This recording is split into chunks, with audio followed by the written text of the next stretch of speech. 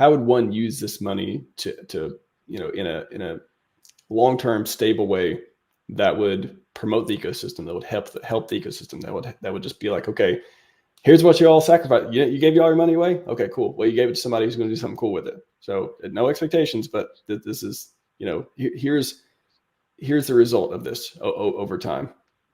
I would imagine if Richard would use his own tokens, he would buy Hex, both sides of the Hex. He would buy the PulseX and buy the Pulse, and then he could put it in vaults, extract the value, take those stables, and put them in liquidity pairs, just to keep the value in the system, right? That'd be a simple way to bring value, to everything he's got.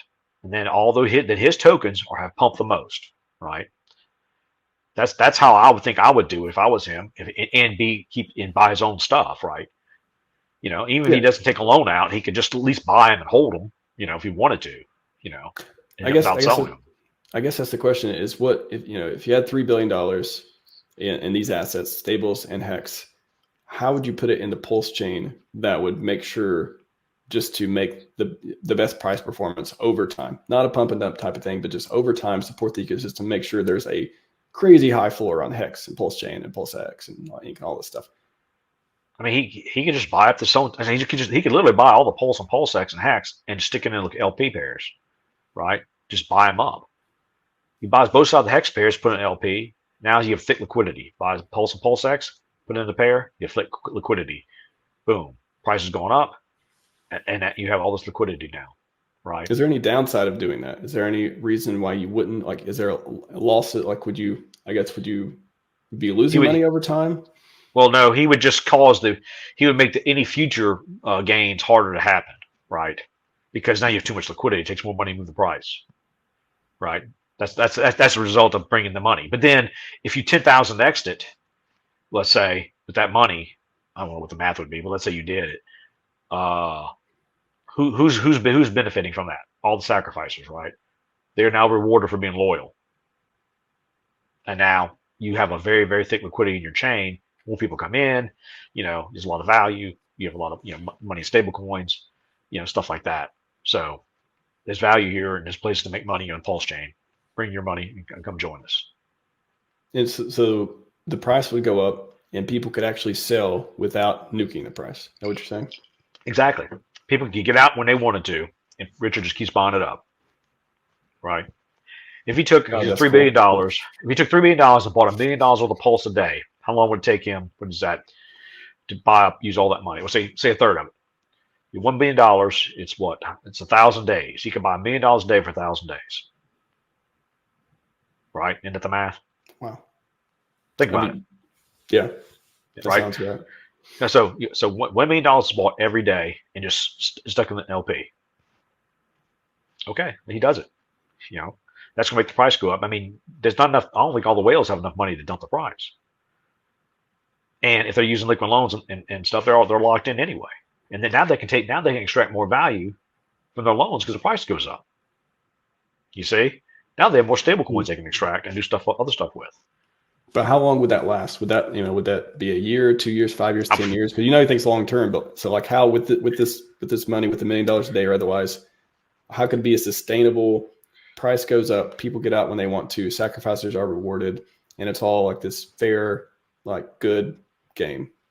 Well, if he never sold, I guess you could think potentially. I use $1 million a day because it's easy math. And say it takes 3 years, but roughly 3 years he can do that, right? So in 3 years, what's going to happen to the whole chain, right? How much money is going to come in outside of Richard's behavior? You see, if it's happening on a regular basis, or he announces or whatever he does, right? People will be rewarded for 3 years straight in a chain and just keeps going up and up and up. It's unheard of. And he doesn't sell. He just sticks in an LP, right? Thick liquidity.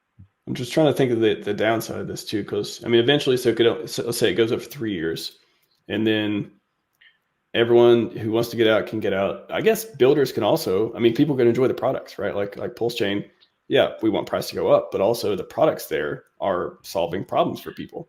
So and all the assets are increasing in value. So things like liquid loans and Power Cities earned are giving people more and more value to extract. right? What do they do with that money they extract? If they did say 100x on their initial vault, and their vault was like $10,000, say $20,000, now they got what was it $2 million, right? The 100x. Hmm.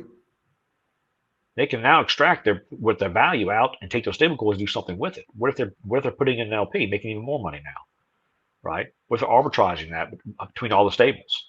What if they're using some of those stable coins to do cross-chain arbitrage when that technology comes out? You see? Hmm. You follow me? I mean, and by the way, not to mention, all this will be automated with Tetra. They can do all these things. I think they can click a button and take their money and just keep rotating it around and moving around, making more money and making more yield through all the DeFi products built on PulseChain. You see? So this is something that's just going to make everybody very, very wealthy if this were to happen. You know? But Neil, what if everyone gets too wealthy and they just get off their computer and go outside and live their dreams? What do we do then? It's a shame. A shame when having all your DeFi money going to your bank account automatically every day. That'd be just a terrible life. Just terrible. No. It'd be funny, like Richard's last. By the way, I want to remind everyone, in the chat, I've heard it too. Neil says Richard. Maybe I say Richard from time to time. Could be a duck, could be a squirrel, could be an entity. Richard could not even have the keys on him. He could literally gave it to some other corporation that handles it based on someone's instructions that could not be him. We're just colloquially, is that the word? Colloquially referring to a person using his assets. Could not be the man himself. But I was thinking, like, it would be funny if, like, one of his last tweets was like, automated my DeFi with Tetra. I'm literally decentralized all the war chest stuff. It's all decentralized now. I have no control. It's all in the hands of automated DeFi that's making us all money. And God, with that much, God, can you? Okay, so Tetra question while we're on this, $3.5 billion going through Tetra. How good is that for fees? Oh my gosh! All the validators are like extremely rich now. Huh? Well, that's the thing. People don't realize, well, not just the Tetra fees, but just even so what Tetra will do would accelerate the amount of transactions going through validators. Validators will be making more money. PulseX will be burnt at a faster rate than people realize. Think about how fast PulseX will be burnt as it moves around the system. People buying and selling and trading, and it runs all these complex strategies over and over. Maybe hundreds of times a day things happen. Who knows? Depends on what people build, right? And whatever else is out there. So Richard's products now we're basically going to helping Richard value his products even more. And now the hacks can be auto staked, auto in staked, hedron minted, all those things, right? Moved around, bought, sold, accumulated, more T-shares, all the good stuff, right? No, the hex goes in LP pairs because we don't want the T-shares to be not available to new people. That's right. So all the things that Richard's built will automate, make it even better and more valuable. It's just going to happen. That's what the tool just does by nature. So, I mean, we're in a really good position. And I think that's why I have hope for the future, because I know what we're building to bring value to the system, because it's going to do it because that's what the tools do. And we'll do it in a way people don't have to manually do it every day and looking at a chart.